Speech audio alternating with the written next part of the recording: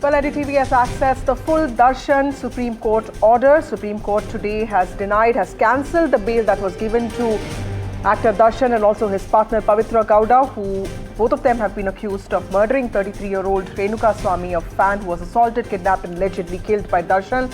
Supreme Court has said that popularity cannot be a shield for immunity.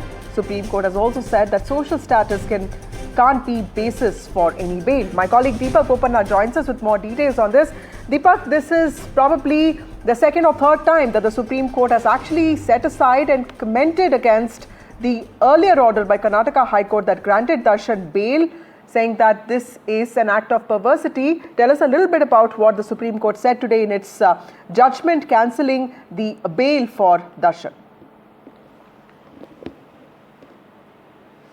Yes, here at NDTV we've accessed that full judgment copy that runs into several pages, but some of the important aspects that are mentioned here, point out at glaring irregularities. And more importantly, the Supreme Court is saying that he enjoys a celebrity status. Not just that, he's got a mass following, he's got a political clout and even financial muscle. His conduct inside the jail, including recorded instances of VIP treatment, violations of jail rules, and even FIRs registered for misuse of facilities inside the prison, reflects his capacity to defy the system even while he is in custody. Now, if a person can subvert the prison system, the risk of interference with evidence, threatening influences and even tampering with the course of justice is real and imminent.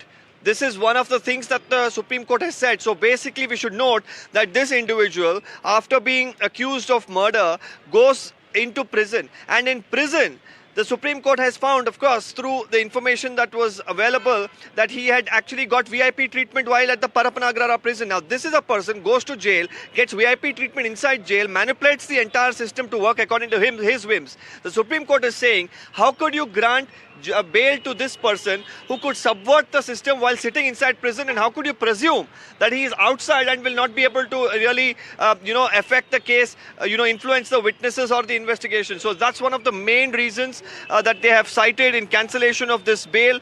And also they've said that moreover, accused number 2, that's Darshan, once again, his immediate return to social events, sharing a stage with prosecution witnesses, continued influence over police witness despite being on bail, establish his liberty and a threat to the integrity of the proceedings. So this is another very, very important aspect.